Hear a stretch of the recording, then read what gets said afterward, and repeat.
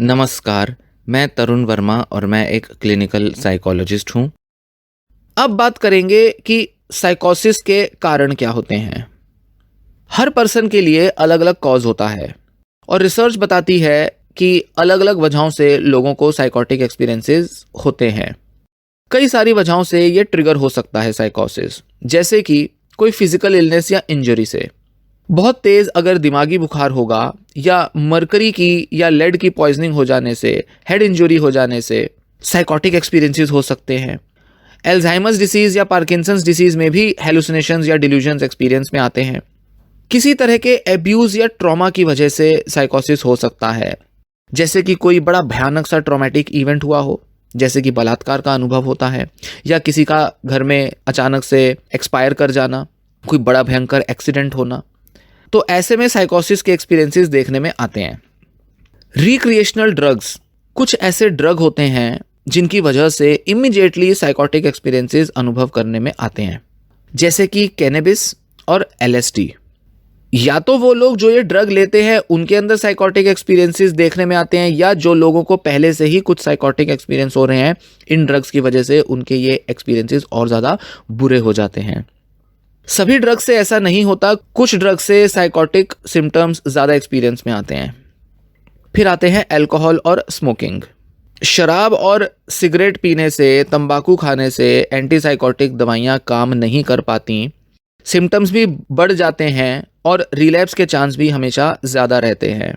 इसलिए किसी न किसी तरह से केमिकल लेवल पर ये अल्कोहल, ड्रग्स, स्मोकिंग, सिगरेट, तंबाकू ये असर डालते हैं, जिससे कि ये साइकोटिक एक्सपीरियंसेस को बढ़ा देते हैं। फिर जो प्रिस्क्राइब्ड मेडिकेशंस होती हैं उनके साइड इफेक्ट के तौर पर भी ये सिम्टम्स एक्सपीरियंस में आ सकते हैं। या जो लोग दवाइयाँ अचानक से छोड़ देते हैं उनमें रिलैप्स हो सकता है, सिम्टम्स बढ़ सकते हैं। तो विड्रॉल सिम्टम के तौर पे इन दवाओं के छोड़ने की वजह से ये एक्सपीरियंसेस बढ़ सकते हैं। हंगर, भूख, ये भी हेलुसिनेशंस ला सकती हैं।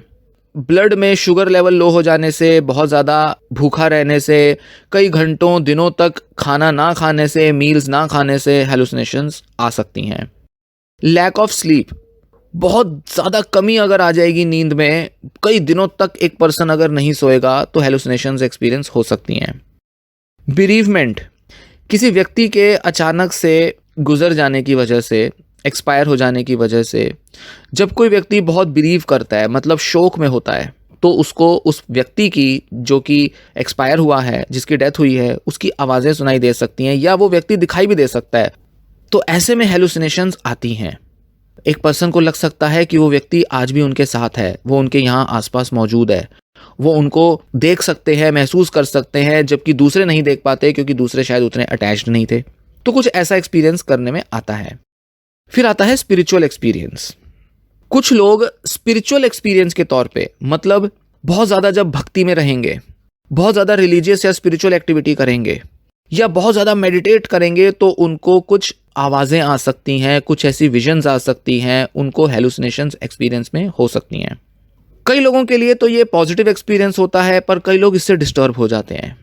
ज़्यादातर लोगों को लगता है कि हाँ, वो कुछ स्पेशल हैं, इम्पॉर्टेंट हैं और भगवान ने उन्हें चुना है इस किसी काम के लिए जिसकी वजह से उनको ही ये विजन्स आई हैं या आवाज़ें आई हैं। वो उन आवाज़ों से कुछ सेंस बनाने लगते हैं, कुछ मीनिंग निकालने लगते हैं, कुछ ऐसा मैसेज लेने लगते हैं कि जैसे उनके पास या तो कुछ स्पेशल एबिलिटीज़ हैं या कुछ स्पेशल पावर्स हैं, या उनको ऐसा लग सकता है कि वो अपने मेडिटेशन में, स्पिरिचुअल प्रोसेस में बहुत आगे बढ़ गए हैं, जिस वजह से उनको बड़े गहरे अनुभव हुए हैं।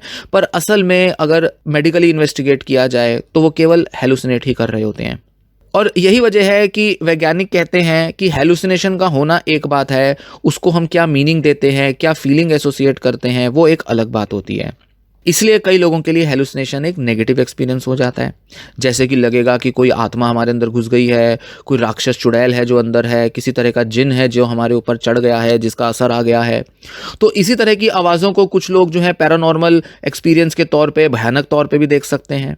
उस केस में वो डर सकते हैं, बहुत डिसऑर्गेनाइज्ड तरीके से बिहेव कर सकते हैं, या ये कहे कि इन पोजेशन जैसे एक्सपीरियंसेस को कई लोग एक स्पिरिचुअल मीनिंग दे देते हैं। उनको लगता है कि ये जो पोजेशन या ये जो आवाज़ें आ रही हैं, ये एक्चुअल में किसी ऊपरी ताकत का कोई असर है, कोई कंट्रोल है जो हम पर किया गया है।